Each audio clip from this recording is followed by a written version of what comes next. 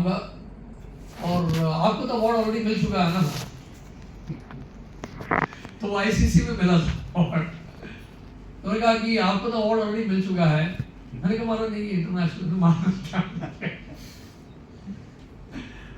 तो ये महाराज हमारे देखा, महाराज बिल्कुल नहीं चाहते थे कितनी भी सफलता हमें मिले, लेकिन उसमें हमें गर्व नहीं होना चाहिए, अहंकार नहीं आना चाहिए। इस बात को रियलाइज कराते थे कि वास्तव में अगर भगवान को प्रसन्न करना है, प्रभुपाद जी को, वैष्णव आचार्यों को प्रसन्न करना है, तो हमें बड़ा ही विनम्र बने रहना पड़ेगा, कितनी भी सफलता क्यों ना मिल जाए। और इसलिए महाराज हम अनेक प्रवचनों में सबसे अधिक जो उन्होंने जोर दिया इसी बात में जोर दिया, विनम्रता में जोर दिया है, सहनशीलता में जोर दिया है, और अपने आचरण के द्वारा गुरु महाराज ने हमें सिखाया है, दर्शाया है उन्होंने। और इसलिए बड़े बड़े उद्योगपति भी आके गुरु महाराज की प्रशंसा करते थे। अनिल अग्रवाल जो बिजनेसमैन है, इंग्लैंड के बहुत बड़े इंडस्ट्रियलिस्ट हैं, वो आते रहते हैं। कल भी आए थे, गुरु पूजा खुद गाते थे। तो वो एक बार गुरु महाराज को देखे टेम्पल हॉल में, और टेम्पल हॉल में सबके सामने गुरु महाराज की तारीफ करना शुरू कर दी। लगातार 20 मिनट तारीफ किया उन्होंने कहा ये इनके शब्दकोश में ही भय नाम की कोई चीज नहीं। ऐसे गुरु महाराज को लेकर तारीफ कर रहे थे वो, बोल रहे इनके शब्दकोश में ही भय नाम की कोई चीज है नहीं, ये तो टोटली फियरलेस है। हमने देखा कितनी सारी विपदाएं आई हैं इस्कॉन में, कितनी सारी समस्या आई हैं, उन्होंने तो ऐसे घोल के पी लिया उन्होंने। क्या इनका हृदय बड़ा है, इतने निर्भीक हैं। बोले अगर ये बाहर होते तो हम सबको पीछे छोड़ देते। फिर क्या टाटा बिरला और अंबानी ऐसा बोल रहे थे वो, मतलब हम सबको पीछे छोड़ देते। तो महाराज की बहुत तारीफ कर रहे थे कि किस तरह से इन्होंने जो है इतना कुछ झेला है और इतनी सारी समस्याओं का सामना किया है, और फिर भी लगे हुए हैं प्रभुपाद जी की सेवा में। तो इस तरह गुरु महाराज की तारीफ केवल ऐसा नहीं कि भक्त लोग ही कर रहे हैं, तमाम लोग, बाहर के लोग भी बहुत आदर सम्मान देते हैं। और एक बार याद है मुझे, महाराज का देखिए भक्तों के साथ, वैष्णव के साथ गुरु महाराज बेचने के समान रहते थे। बोलते हैं ना, एक बहुत विनम्रता का पालन करते, लेकिन बाहर जब जाते थे तो गुरु महाराज का प्रीचिंग बिल्कुल ऐसे फायर की तरह होता था, फियरलेस एकदम। एक व्यक्ति आया था, वो बहुत बड़ा बिल्डर था, अभी भी है गुड़गांव में, वो गुरु महाराज से मिलने आया था। तो गुरु महाराज ने पूछा कि आपका क्या बिजनेस है? उन्होंने कहा मेरा कंस्ट्रक्शन का बिजनेस है। और महाराज कहा आपके होटल्स भी हैं? महाराज को पता लगा कि होटल भी है, पहले से पता है उनको, आपके होटल भी हैं।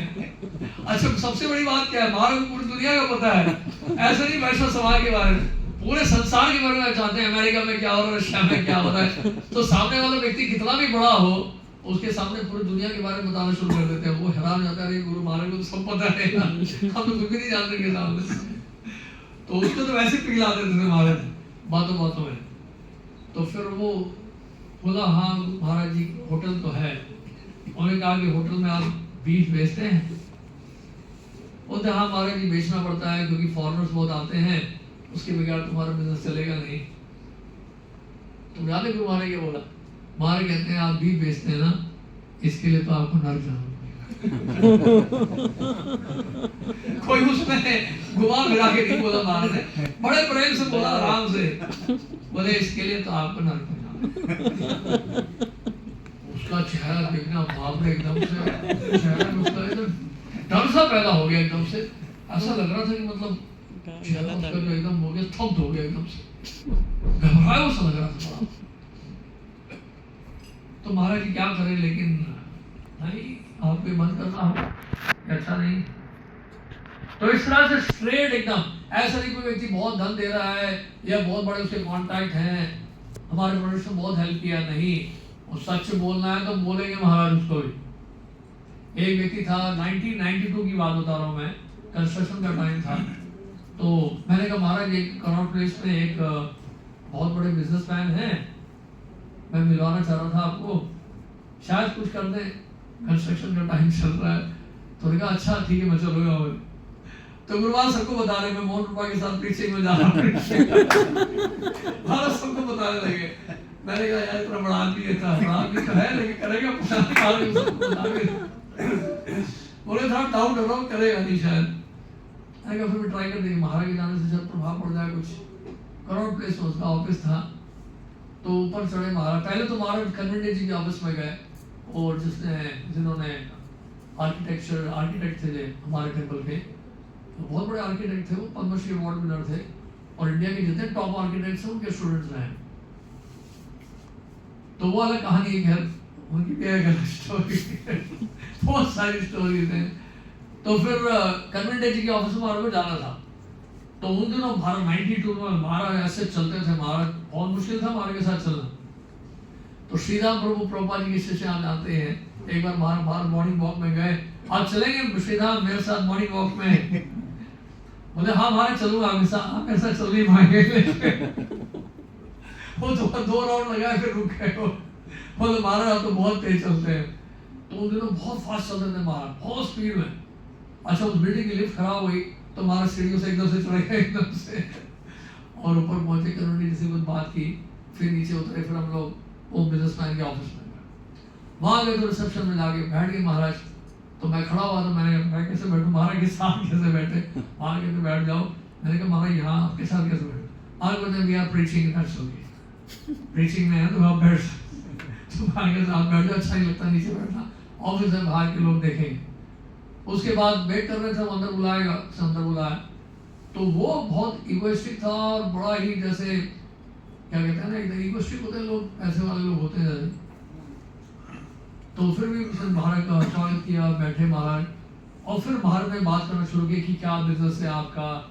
और महाराज थोड़ा कैनेडियन टच दे रहे थे अपने इंग्लिश में, महाराज को उन दिनों लैंग्वेज इंग्लिश में थोड़ा कैनेडियन टच हुआ करता था।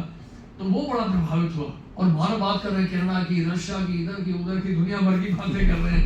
फिर महाराज बोले कि एनीवे व्हाट्स योर बिजनेस? तो बोले कि आई एम इनटू एक्सपोर्ट, बोले वी एक्सपोर्ट टेक्सटाइल मतलब प्रोडक्ट्स। एंड फिर वहाँ हमारा बॉम्बे में बॉम्बे बिवरेजेस के नाम से भी कंपनी। तो गुरु महाराज के बॉम्बे बिवरेजेस।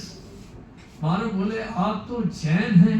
महाराज बोले आप जैन होकर शराब बेचते हो? सीधा महाराज ने बोला उनको, महाराज का एक कॉल दिया, महाराज सीधा बोल दिया। महाराज कहते हैं आप जैन हैं, जैन होकर आप शराब बेचते हैं? तो इसमें क्या है, दिस दैट बार्ली वाटर, उसने बोला। तो एनीवे वो तो सीरियसली ले नहीं रहा था। फिर महाराज काफी अच्छा प्रीच किया। उसके बाद फिर जब वापस आने को नीचे तक आए छोड़ने के लिए, बहुत अगली बार से बताया भी, आपके वो जो महाराज आए थे ना, उनमें कोई बात थी, उनमें बहुत बड़ी बात थी, वो लगता है कि पहुंचे हुए हैं, ऐसे करके वो तारीफ कर रहा था। तो नीचे तक उसने नीचे तक आया छोड़ने के लिए। फिर महाराज जब गाड़ी में बैठे तो महाराज बोलने लगे, महाराज ने कहा don't waste time on him, he is a very clever person, is very cunning. Maharaj बोले ये कुछ करेगा नहीं, महाराज तो टाइम वेस्ट मत करो इसके ऊपर। फिर भी समारोह में लगा रहा, उसके बाद जाता रहा, लेकिन कुछ किया। मैंने ट्राई करके देख लेते हैं, और करके।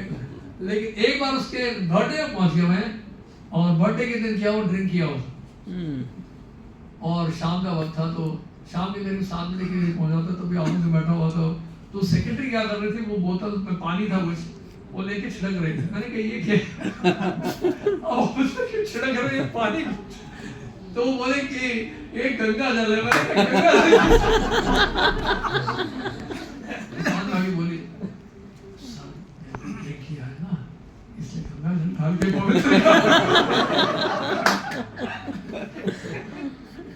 वो काफी ड्रिंक किया था उसने कहा, मैंने कहा देखिए ऐसा है, अब आपका जो है जन्मदिन है, कर दीजिए 10,000 गीता करवा दी थी आज स्पॉन्सर करके। तो मैंने कहा वो शायद पीते पीते कर देगा वो देख गीता तो बहुत हो जाएगी, लेकिन ऐसा करिए हमारी तरफ से हरिनाम चादर ले लीजिए, 3000 मीटर देता होगा जी हमको हमारी तरफ से हरिनाम चादर। पूरा 3000 मीटर हमने कहा रखेंगे 3000 मीटर, और वाकई में उसे दे दिया, वो ड्रिंक किया उसने। तो इस तरह महाराज के साथ जब जाते थे बड़ा अच्छा एक्सपीरियंस। फिर महाराज जब वापस हम जा रहे थे मंदिर की तरफ, तो कनॉट सर्कल में कश्मीर ड्राई फ्रूट की दुकान, कस्तूरबा गांधी मार्ग से पहले। तो वो देखे महाराज बोले रोको रोको, बोले गाड़ी से उतरे, एकदम से दुकान के पास गए, और देखते महाराज को देख उसमें बहुत सारे ड्राई फ्रूट के पैकेट थे। महाराज बोलते मैं पहले यहाँ आया करता था बहुत साल पहले। तो उसने देख के पहचान लिया, तो देखते ही महाराज को देखते उससे 5-6 पैकेट निकाले, बादाम किशमिश काजू उठा के दे दिया महाराज। तो महाराज बड़े स्पीड से चलते थे, कहने का मतलब ये है इतना फास्ट था उनका ट्रैवलिंग। अगर आप देखें उनका शेड्यूल और जो गुरु महाराज के ग्रुप में भेजा है, उन दिनों महाराज का क्या शेड्यूल होता था ट्रैवलिंग का, इसका हम अंदाजा नहीं लगा सकते। महाराज 1969 से लेकर गुरु महाराज ने कहा प्रभुपाद जी, मैंने प्रभुपाद जी को वचन दिया है कि आई विल कीप मूविंग। तो 1969 जब पहली बार कनाडा से अमेरिका से इंडिया आए, उसके बाद महाराज का ट्रैवलिंग जो है रुका ही नहीं कभी, नॉन स्टॉप ट्रैवलिंग करते रहे। सोच के देखिए आप 69 से समझ लीजिए लगभग 55 सालों तक गुरु महाराज की यात्रा जारी रही है, अनबिलीवेबल है ये। और वो ट्रैवलिंग शेड्यूल जब आप देखेंगे, हर दूसरे दिन हर तीसरे दिन country to country, city to city ऐसा ट्रैवल कर रहे हैं, माय गॉड, सैकड़ों सैकड़ों हजारों हजारों किलोमीटर तक, अनबिलीवेबल है ये। और ऐसा नहीं कि ट्रैवलिंग ही कर रहे हैं, और इतनी बड़ी संस्था को चलाना, इतने सारे भक्तों को देखना, बड़ी बड़ी समस्याओं का हल निकालना, उनकी तो दक्षता थी हर चीज में, अमेजिंग। इसलिए गुरु महाराज जो है कभी सेवा के लिए मना नहीं करते थे। सेवा का लोड इतना ले लेते थे अपने ऊपर कि उनके पास एक क्षण भी नहीं था माया के लिए। ऐसे अपने आप को एनग्रॉस करके रखा हुआ था कृष्ण की सेवा। तो इस तरह से एक बार एक व्यक्ति हमारे मंदिर में, तो वो नेपाली लग रहा था देखने में, और वो लाल बत्ती गाड़ी में, लाल बत्ती वाली गाड़ी जो होती है ना एम्बेसी की गाड़ी, आइए अंदर, एम्बेसी वाली जो गाड़ी होती है उसमें आया करता था। तो मुझे किसी ने मिलवाया, तो मैंने सोचा भाई एम्बेसी का आदमी है तो कुछ इसके बड़े बड़े कॉन्टैक्ट भी होंगे। तो मुझे वो वायदा करने लगा कि देखिए ऐसा है कि आपके रोबोट्स में आउटडेटेड हो गए हैं, फाउंटेन भी मैं देख रहा हूँ कि पुराना हो गया है, 20-25 साल पुराना हो गया है, इस सब को डेवलप करेंगे, मैं लगा लूंगा 1-2 करोड़ लगा दूंगा इसमें। तो मुझे लगा वाह, तो हाँ इसको कल्टिवेट करना चाहिए। उसको फिर प्रसाद दिलाया, उसको फिर उसे कहा बलराम जयंती में हम वृंदावन चलेंगे, आप चलेंगे हमारे साथ? हाँ क्यों नहीं चलेंगे। तो गुरु महाराज जल्दी बलराम जयंती में आने देते यहाँ पे तो उस समय तो वहाँ दिल्ली से बाहर निकलना मुश्किल होता है। लेकिन उस दिन महाराज, मैंने कहा महाराज ये काफी बड़ा आदमी है और इस तरह से बोल रहा है, तो कह रहा है बलराम मुनि माँ के लिए वृंदावन जाना चाहता हूँ, मैं जा सकता हूँ? हाँ मैं प्रीचिंग के लिए तो जा सकता। मैंने कहा बढ़िया हो गया, पहली बार बलराम जी का अभिषेक देखेंगे वृंदावन में इतने सालों के बाद। तो आए, एनवीटी में ठहराया, सब कुछ किया। तो इस तरह से करते करते 1 महीना 2 महीना हो गया उसको कल्टिवेट करते, और वो उस तरह से प्रॉमिस भी करने लगा। और कई भक्तों को, पुजारियों को उसे ये भी प्रॉमिस किया कि आपका हम मल्टीपल वीजा लगा देंगे 10 साल का, तो पासपोर्ट दे दो, लक्ष्मी भी दे दो। तो सबसे थोड़ा थोड़ा लक्ष्मी देने लगा, मल्टीपल वीजा लगाने के लिए, मल्टीपल वीजा मल्टीपल कंट्रीज के लिए होता है। तो इस तरह से लक्ष्मी लेने लगा, और रेगुलरली फीस भी स्पॉन्सर करने लगा। हम उसको फोटो भी देते रहे, माला भी बनाते रहे, वो स्पीच भी स्पॉन्सर करने लगा। भक्त तो बड़े चाल से प्रसाद करें, भक्त तो प्रसाद मिलने क्या फर्क पड़ता है प्रसाद वो भी खुश, हम भी खुश। तो एक दिन मैं थोड़ा शक होने लगा, मैंने कहा 2 महीना हो गया, 3 महीना हो गया, कोई लक्षण तो नजर नहीं आ रहा है कि कुछ बातें कर रहा है, घुमा रहा है सर मुझे, और मैं इसके ऊपर इतना समय दे रहा हूँ, इसके ऊपर और समय देना ठीक है या नहीं है। मैंने कहा कौन जज करेगा? मैंने कहा गुरु महाराज के अलावा कोई व्यक्ति नहीं है संसार में जो जज कर सके देखकर। वो तो देख के पहचान लेते हैं, MRI कर देते हैं पूरा, इतना डीप लेवल पे कोई नहीं जा सकता। मैंने गुरु महाराज को बताया महाराज ऐसा ऐसा व्यक्ति आता है और मुझे समझ नहीं आ रहा है कि वो सच बोल रहा है, झूठ बोल रहा है, और जेन्युइन है या फेक है, क्या है। कह रहा कि मैं मल्टीपल वीजा लगा दूंगा भक्तों का, और म्यूजियम के लिए और फाउंटेन के लिए बहुत डोनेशन दे देगा, अपग्रेड कर देगा। महाराज कहते हैं उसको मुझसे मिला दो, मैं देख के बता दूंगा उसको बुलाओ, मैं देख के बता दूंगा कि कहाँ तक वो सच है। तो महाराज से बात करना शुरू किए। महाराज कहा इससे पहले कहाँ पे थे? उसे कहा कि आई वाज इन मॉन्ट्रियल। वो हिंदी में बात करने लगे, महाराज इंग्लिश में बात करने लगे, और महाराज फिर से कैनेडियन टच देके इंग्लिश बात करने लगे। अच्छा मॉन्ट्रियल में थे? महाराज बोले, महाराज का पकड़ता हूँ तो मैं मॉन्ट्रियल देख लेना। महाराज बोलते हैं I know each and every street of Montreal. आप कौन से स्ट्रीट में थे?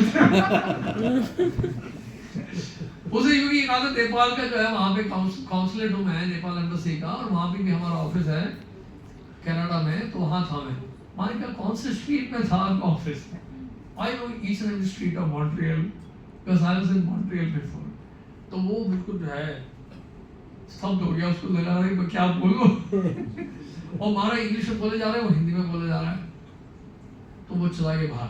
बाहर जब गया तो फिर हमारे मुझे बुलाया, I am telling you is a fraud, don't waste time on him. मारे ने एकदम रीड कर लिया उसको एक सेकंड में, और वाकई में उसके बाद क्या उसको पता लग गया कि गुरु महाराज को पता लग गया है, गुरु महाराज समझ गए हैं कि भैया गड़बड़ व्यक्ति है, अब ये मुझे जो अंदर करने वाले हैं, वो वहां से गायब हो गए। और फिर हमने पुलिस में कंप्लेंट किया। फिर 10 दिन 12 दिन के बाद कई लोगों से जो पासपोर्ट लिया था पासपोर्ट वापस आने लग गए। अब वो प्रसाद कैसे स्पॉन्सर करता था? जो लक्ष्मी ले रहा था भक्तों से कि मल्टीपल वीजा लगा देगा, उसी लक्ष्मी से वो प्रसाद स्पॉन्सर करता था। तो ये था उसका हाल। उसके बाद बिल्कुल गायब हो गया, वो दिखाई नहीं। अच्छा, एक व्यक्ति आया था भक्त बनने के लिए फुल टाइम, और बढ़िया तिलक लगाया सब कुछ, और ज्वाइन कर रहा था, बड़ा क्वालिफाइड लग रहा था, कंप्यूटर में एक्सपर्ट, और उसके बाद स्किल्स है कि वो हैकर जैसा लग रहा था, और बिना पासवर्ड के भी कंप्यूटर खोल लेता, तो बड़ा एक्सपर्ट था। तो मैंने कहा महाराज को जाके बताया, मैंने कहा महाराज बड़ा इंटेलिजेंट लड़का आया है, बैंगलोर से है, और ऐसा ऐसा है करके, और बिना पासवर्ड के कंप्यूटर खोल देता है, ये है वो है। मैंने बताया महाराज को जाके। महाराज का एक बार उससे मुझे महाराज को डाउट हो गया, पता नहीं कैसे एकदम से। और आप मानेंगे नहीं, महाराज ने इतने सालों में महाराज ने एक भी व्यक्ति के लिए भक्त ने कहा कि इसको निकाल दो। ख्याल था महाराज बोलेंगे मैक्सिमम, महाराज बोलेंगे किसी और टेम्पल में भेज दो, फिर बाद में तो वापस वो भी बड़े प्रेम से बोलेंगे, लेकिन ऐसा कभी नहीं बोलेंगे बड़ा स्ट्रॉन्ग होके इसको तुरंत निकालो। और जैसे ही उसको देखा महाराज ने कहा कि हमने कब ज्वाइन किया? तो मैंने महाराज अभी ज्वाइन किया। महाराज बोले तिलक कब से लगा रहे हो? माथे पर तिलक बड़ा अच्छा लग रहा था। महाराज कहा तिलक कब से लगा रहे हो? तो उसने कहा मैं 1 साल से तिलक लगा, ज्वाइन अभी मैंने किया है। तो जब वो नीचे गया, महाराज ने कहा ₹1 इमीडिएटली टेक हिम आउट। क्या बोल रहे हैं समझ नहीं आया। महाराज कभी बोलते नहीं इस तरह से। महाराज को तुरंत उसको निकालो, महाराज बोले, बहुत गंभीर होकर बोले महाराज को डाउट हो गया कि ये लड़का जो है कुछ गड़बड़ है भैया, ये कोई स्पाई है या किसी और जगह से आया है, यहाँ पे हैक करने आया है सारा इंफॉर्मेशन। महाराज को तुरंत उसको निकालो। और उसको भेजने के बाद महाराज 3-4 बार चेक किया, उसको निकाला कि नहीं, किसी और टेम्पल में तो नहीं गया वो। और उसके बाद मैंने पूछा भी नहीं कि क्या बात है महाराज, क्या देखा आपने उसमें? मैंने कहा महाराज अगर बोल दिए तो समझ जाओ भैया कोई गड़बड़ नहीं। तो महाराज चेहरा देख के पहचान लेते थे। एक भक्त आया तो बड़ा हताश था, उसने फैसला कर लिया था सुसाइड करने का। फेस रीडिंग की बात बता रहा हूँ, महाराज का फेस रीडिंग कितना स्ट्रॉन्ग। महाराज को छुपा नहीं सकते थे आप, यानी कि आप छुपाने की कोशिश करोगे, बहुत सोच समझ के बोलना था, इसलिए महाराज है झूठ तो बोल ही नहीं सकते आप, क्योंकि महाराज को पता है पहले से कि क्या बोलने वाले हो। मीटिंग भी हो रही, महाराज को पता है सबके मन में क्या चल रहा है। कोई भी मीटिंग होगी ना, पहले जो देख लेंगे सबका चेहरा, समझ आएंगे किसके मन में क्या चल रहा है, फिर हाँ हाँ करेंगे, सबकी बात सुन भी ले। उनको पहले से पता सबके मन में क्या चल रहा है। तो फिर तो इस तरह से जैसे आया वो भक्त ने दंडवत किया, दंडवत करके जैसे उठा, गुरु महाराज कहते हैं don't commit suicide otherwise you will become ghost. वो एकदम धक्का लगा उसको, बाप रे बाप, महाराज को, महाराज आपको कैसे पता चला? मैंने तो किसी को बताया नहीं था। Maharaj I am telling you don't commit suicide. एकदम बाप रे, हक्का बक्का के मारे, नहीं मैं कभी नहीं करूंगा suicide, and don't leave it on. तो इस तरह महाराज बहुत पारदर्शी थे, इन द सेंस महाराज को पता चल जाता था कि किसके मन में क्या चल रहा है। रीड बड़ा अच्छा। और यहाँ तक मैंने महाराज को कहते हुए सुना है अपने कानों से। महाराज ने कहा I am so sharp I can enter into your mind. जितना आप अपने बारे में नहीं जानते हो उतना मैं आपके बारे में जानता हूँ। महाराज के शब्द हैं, गुरु Maharaj exactly I can enter into your mind. आप जितना अपने बारे में नहीं जानते हो मैं आपके बारे में जानता हूँ। एक ऐसी आया था, एक वक्त आया था, उन कई दिनों से मंदिर में नहीं आ रहा। महाराज कहते हैं आप मंदिर नहीं आते। महाराज पता नहीं किसी तरह जाते थे, और वाकई में मंदिर आता नहीं था। आप मंदिर में दिखते नहीं है, उसके ट्रैवल एजेंसी मंदिर के सामने ही, आप दिखते नहीं, कई दिनों से नहीं आ रहे हो। उसका नहीं मालूम, मैं तो आता हूँ। महाराज कहते आप माया में हो, अगला नहीं मालूम। तो बोले नहीं महाराज मैं तो ठीक हूँ, मैं मंदिर आता हूँ। मैं कह रहा हूँ ना आप माया में हो। और बड़े शौक हो गए बोले, मैं कह रहा हूँ ना तुम माया में हो, अब मंदिर आना शुरू करो।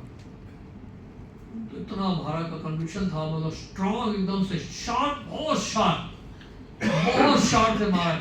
यानी कि उनकी नजरें ही पर्याप्त थी आपको देखने के लिए, परखने के लिए। उनकी आंखों में ऐसी गंभीरता थी, ऐसे इशारे होते थे कि बड़ा डर लगता था देखते थे महाराज जब, कि बस सब कुछ बुला लेंगे हमसे। समझ रहे आप, जैसे होता ना वशीकरण या वशीता सिद्धि जिसको कहते हैं, उनमें सारी सिद्धियां थी। और वशीता सिद्धि का मतलब वशीकरण ये है कि देखकर ही आपको वश में कर लेते थे महाराज, और जो बुलवाना है आपसे बुलवा लेंगे सब कुछ। तो वो था उनके अंदर, सिद्धियां बहुत सारी थी, लेकिन उसका दिखावा नहीं करते थे, बस ये था, दिखावा नहीं करते। एक भक्त थे, अब मैं नाम क्या बताऊं, सबको पता है वैसे भी, कृष्ण प्रिया प्रभु, हमारे डॉक्टर जो है, उनका हेल्थ बहुत खराब,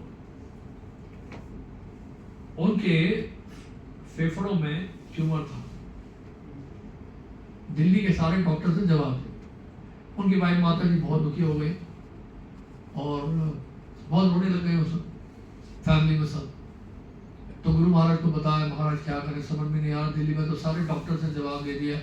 गुरु महाराज की चिंता मत करो, कुछ नहीं हुआ है। तो गुरु महाराज डॉक्टर अशोक हिंदुजा को फोन मिला, बॉम्बे में टाटा कैंसर हॉस्पिटल में एडमिशन इतनी आसानी से मिलता नहीं है, और क्योंकि बड़े बड़े लोग एडमिशन लेते तो वो बेसिकली वार्ड सारे फुल रहते हैं।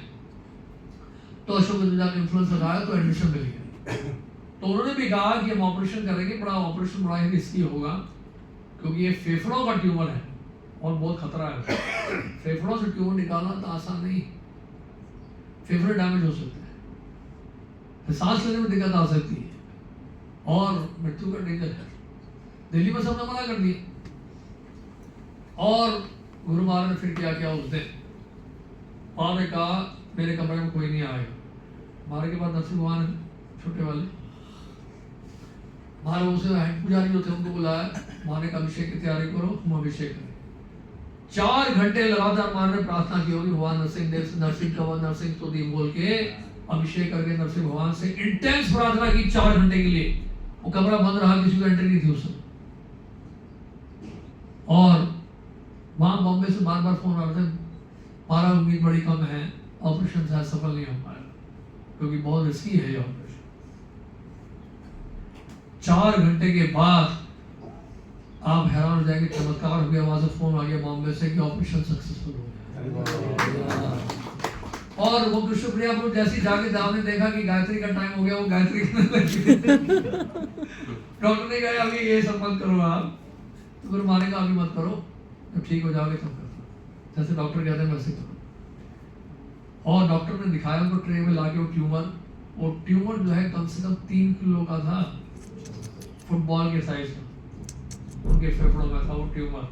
उसको निकालना लगभग असंभव था।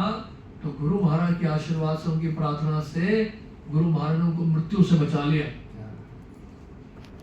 तो ऐसे जो वैष्णव होते हैं, इतने पावरफुल हमारे गुरु महाराज थे कि मृत्यु के ऊपर भी उन्होंने विजय प्राप्त कर ली है। ध्रुव महाराज के बारे में बताया जाता है कि ध्रुव महाराज ने मृत्यु के सर के ऊपर पांव रखकर वैकुंठ धाम में प्रवेश किया। इसी तरह हमारे गुरु महाराज थे, बहुत इंटेंस पढ़े लिखे महाराज की कृपा से।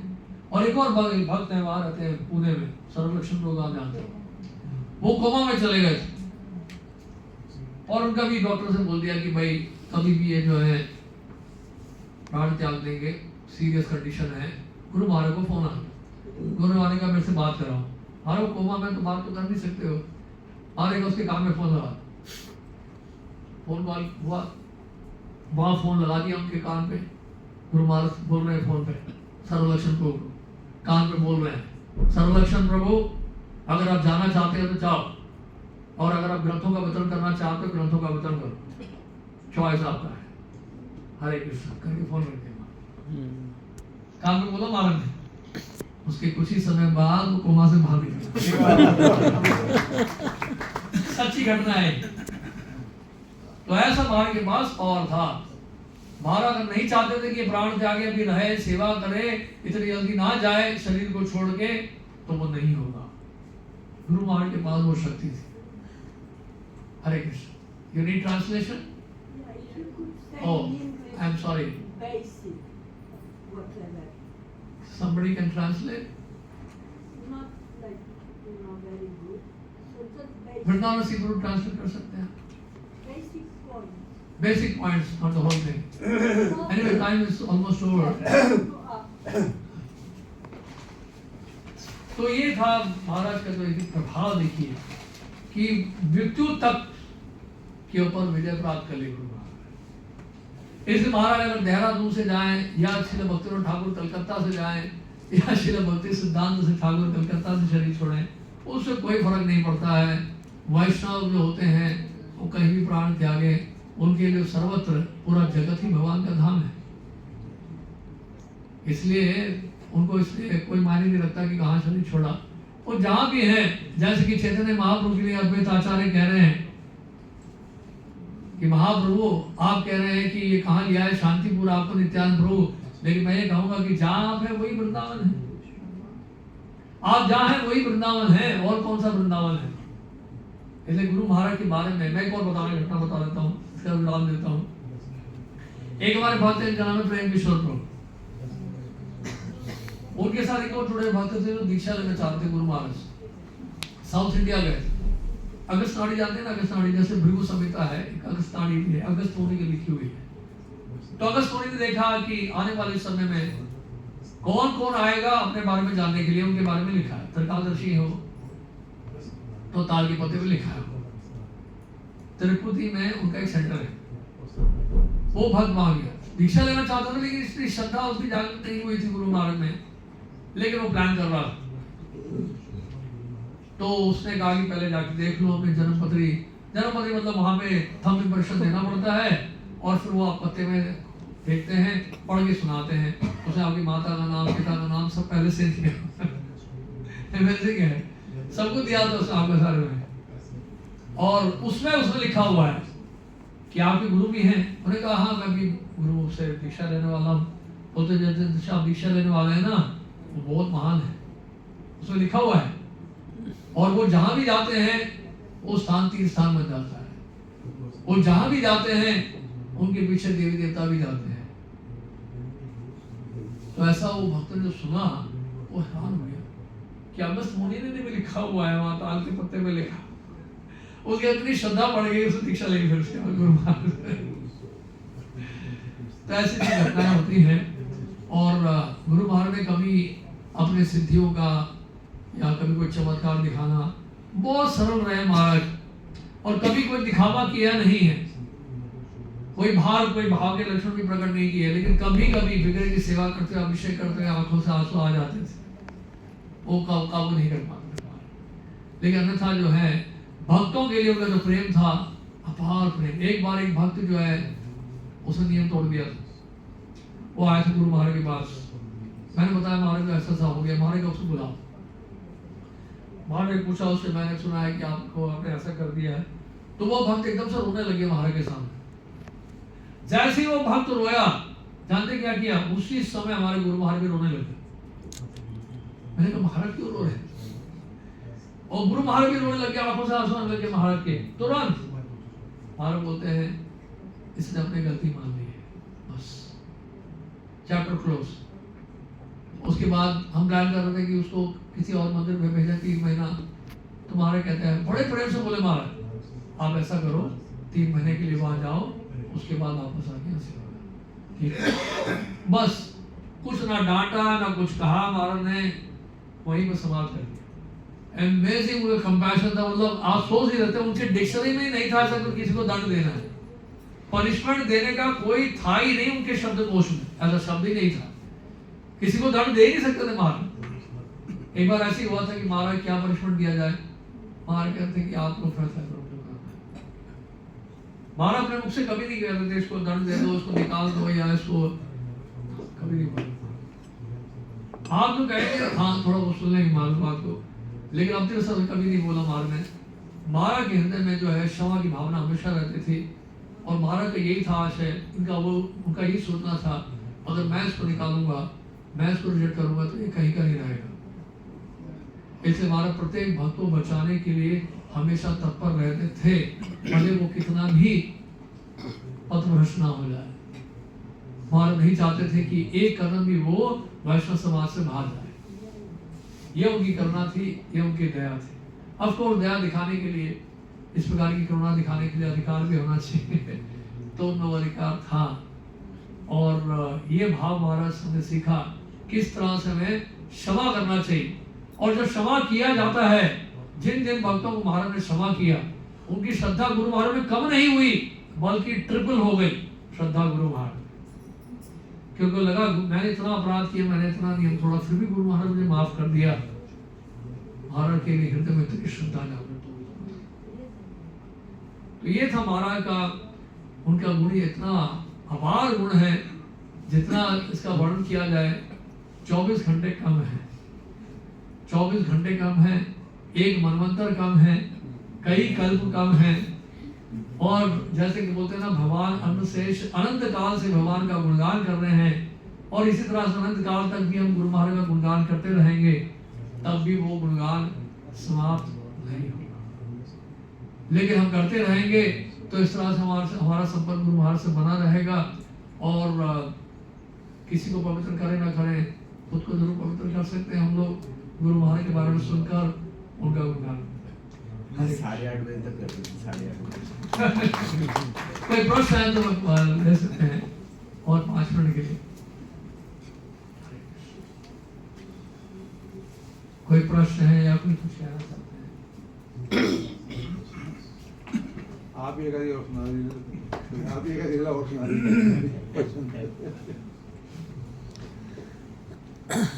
वैसे तो बहुत सारी घटनाएं हैं, अब क्या बताऊं मैं आपको बहुत सारी बातें हैं।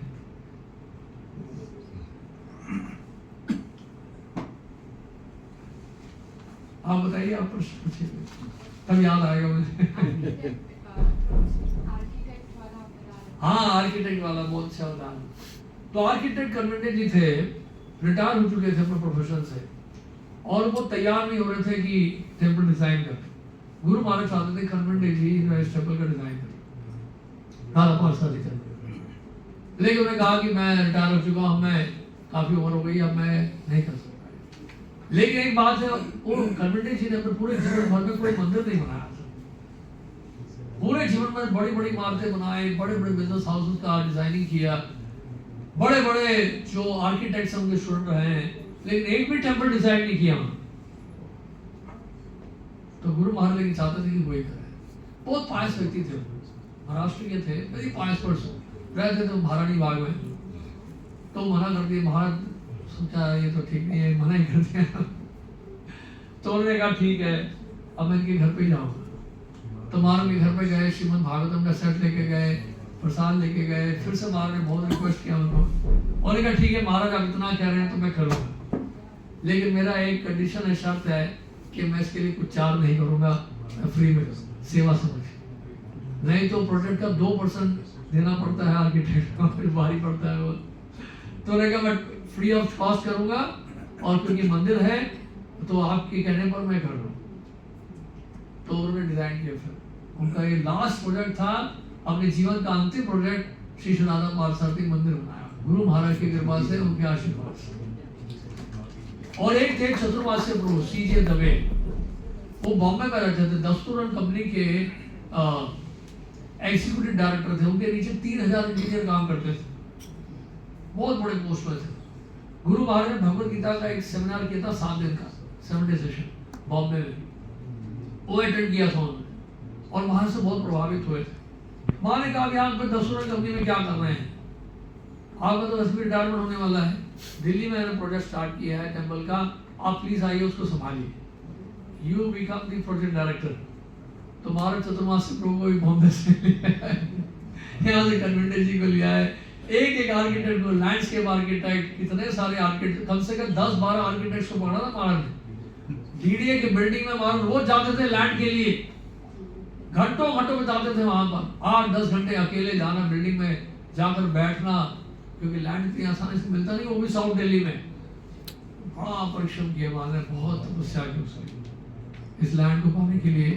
राजा पारसादी टेम्पल के लिए क्रिकेटर क्लास में हमारा टेम्पल था। तो उन दिनों महाराज जो है बहुत फास्ट ट्रैवल करते, मैंने बताया आपको। बाहर रशिया से भी आते थे, अमेरिका से आते थे, रात को लेट भी आएंगे, मुश्किल से 2 घंटे विश्राम करेंगे, फिर मंगल आरती करेंगे और पूरे दिन फिर एक्टिव रहते थे। अच्छा, कई उन दिनों महाराज जन्माष्टमी 3 जगह पर भाग लेते थे, पार्टिसिपेट करते थे। मंगल आरती करते थे राधा राज बिहारी जी में, शाम को दिल्ली में होते थे राधा पास आरती में, वहाँ पे लोगों से मिलते भी थे, गेस्ट से मिलते थे, और शाम के बाद यहाँ आ जाते थे वृंदावन रात के अभिषेक के लिए। एक दिन में 3 जन्माष्टमी बनाया करते थे। ये उनका ट्रैवलिंग शेड्यूल होता था महाराज का, पता नहीं कैसे ट्रैवल करते थे इसमें। और जब भी देखेंगे महाराज को फ्रेश देखेंगे आप, ऐसा लगेगा ही देखेंगे महाराज थके हुए हैं। ये एनर्जी था उनके पास, बहुत एनर्जी हाई लेवल का। तो इस तरह से जयप्रदा का महाराज भी बता रहे थे। इस वक्त जयप्रदा महाराज आए थे हमारे मंदिर में, तो उन्होंने मुझे जाने से पहले उनके सर ने बोला कि जयप्रदा महाराज कह रहे हैं कि बार आपको गाड़ी में मिलना चाहते हैं। मैंने कहा क्या बोले महाराज पता। तो गाड़ी में बिठा लिया। You know what happened, we were very close friends, ऐसे बोले। We joined Montreal temple together 1968। फिर बोले महाराज उनके जाने के बाद, जानते हो मैं 1 हफ्ते के लिए अनकॉन्शियस था। I was unconscious for 1 week when he passed away। मैं से उनका सेपरेशन बियर नहीं हो पा रहा। आई कुड नॉट मतलब believe that he had left me.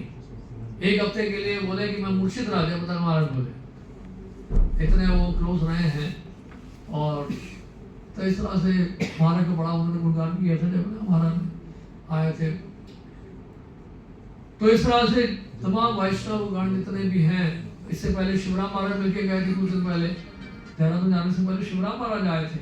यहाँ पर भक्ति बृंदावन महाराज आगे मिलके गए वृंदावन में।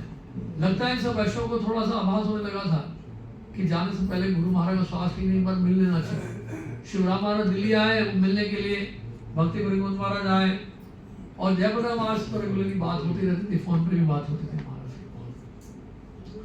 तो इसलिए गुरु भाइयों से बड़ा प्रेम था महाराज का। और अगर आप देखेंगे आज भी इवन इस्कॉन ब्यूरो में भी के चेयरमैन रहे महाराज पिछले 40 वर्षों से भी अधिक। पिछले 2 साल पहले ही महाराज रिजाइन करना चाह रहे थे, और क्योंकि बाहर काफी स्वास्थ्य ठीक नहीं था, तो जितने भी इस्कॉन ब्यूरो के लीडर्स उन्होंने कहा महाराज जब तक आप हैं आप ही चेयरमैन हैं, आप ऑनलाइन कर दीजिए मीटिंग अटेंड, कोई बात नहीं, जब तक आप ही रहेंगे। और लास्ट मोमेंट तक जब तक देहरादून नहीं गए, देहरादून में जाने में भी पहले से भी महाराज रिजाइन करने के लिए सोच रहे थे, और महाराज सबको फोन करके पूछ रहे थे ना आओ मीटिंग के लिए कि नहीं आओ। महाराज कहते नहीं महाराज आप आइए तभी फैसला हो पाएगा, आपके बगैर डिसीजन नहीं हो पाएगा, तो आप प्लीज आइए। तो 8-10 लोगों को कॉल करके पूछा। महाराज एक्चुअली इच्छा नहीं थी जाने, स्वास्थ्य बहुत खराब था महाराज, लेकिन महाराज सोच रहे थे पता नहीं मत को क्या सोचेंगे, ये लोग चाह रहे हैं मेरा आना जरूरी लगता है। तो सबसे कॉल करके पूछ रहे हैं महाराज एक करके, मैं आऊँ या नहीं आऊँ कि नहीं आऊँ। तो सबने कहा जब महाराज आप आइए अच्छा रहेगा, आप आएंगे तो फैसला हो पाएगा। तो फिर महाराज चले गए इस वजह से।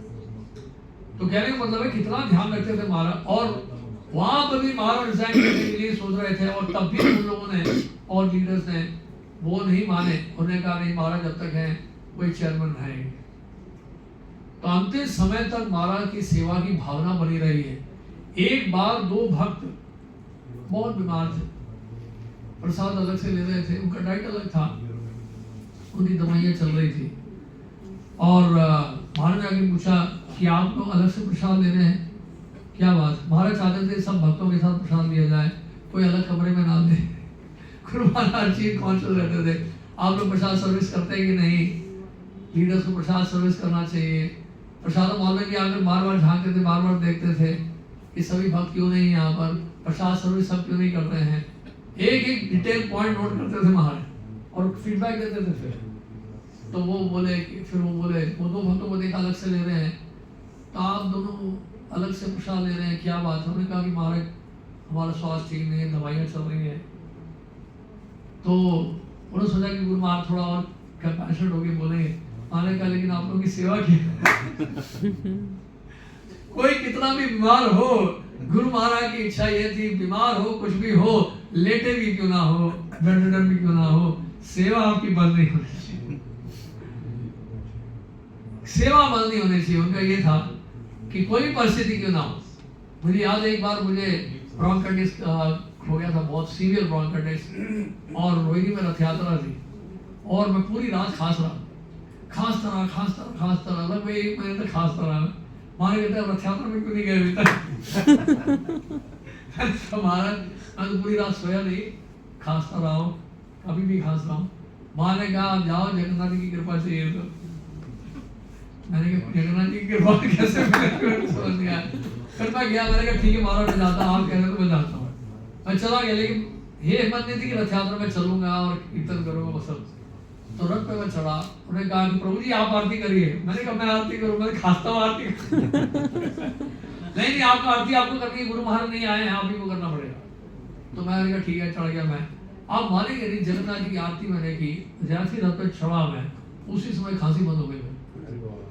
जगन्नाथ जी की पूरी आरती की, उस समय एक बार भी मैं खांसा नहीं, पूरी आरती की मैंने। मेरे को लगा खत्म हो गया खांसी ही, मेरे को ठीक लगा था। मैं और मजे की बात है जैसी रस से नहीं जो उतना क्या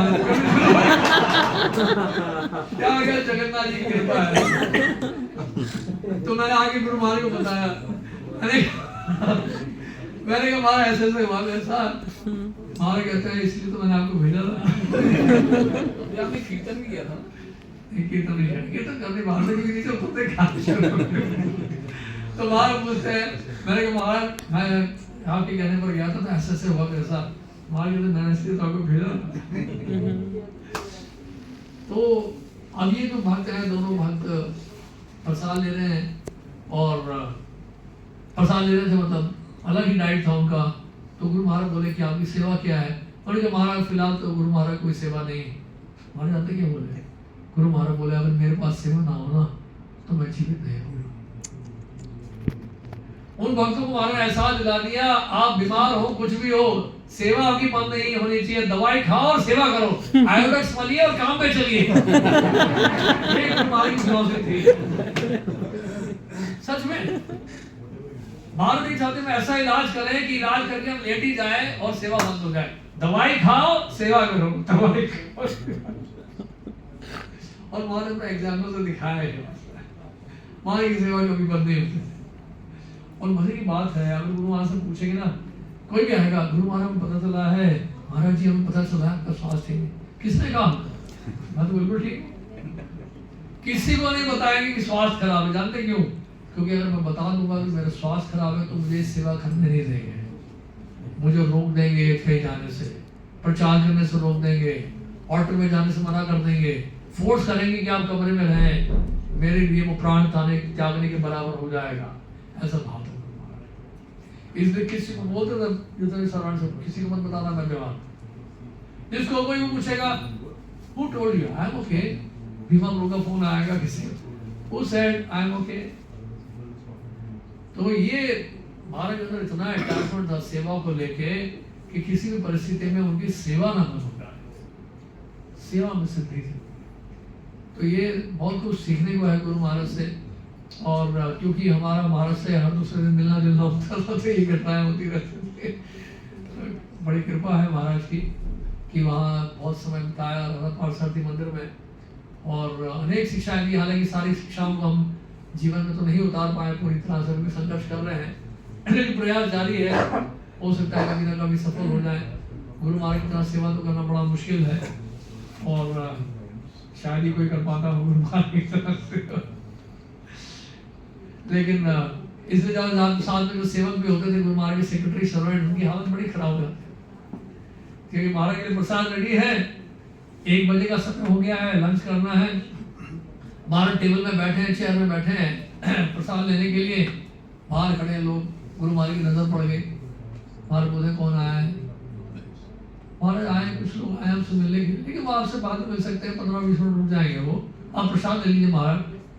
महाराज बोले no, first I would like to meet them, this is not the way I work. प्रसाद को साइड में कर देंगे, पहले शुरू कर देंगे। 1 बज गए, 2 बज गए, 3 बज गए, 4 बजे, 4 बजे 5 बज गए, बोलते हैं मैं ब्रेकफास्ट अभी कर रहा हूँ।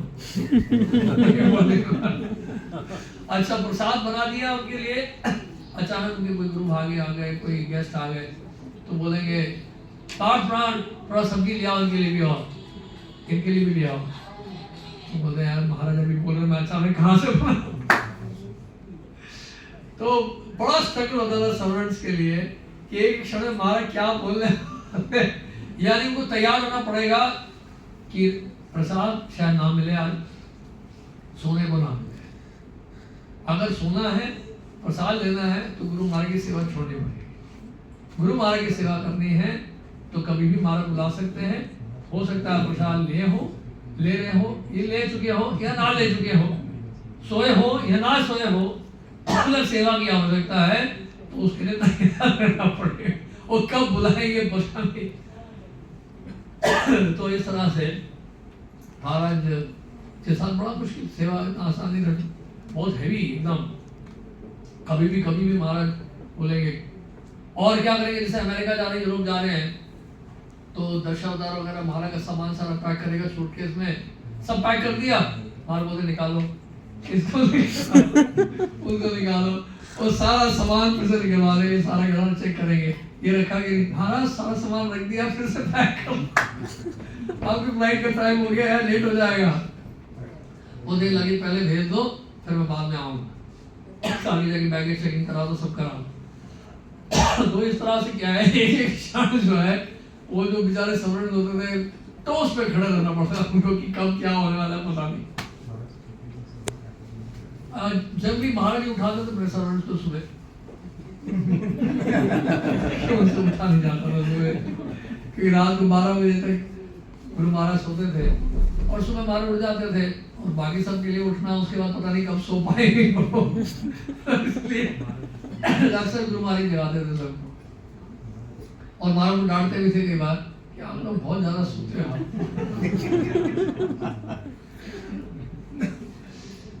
अरे समय ज्यादा हो गया।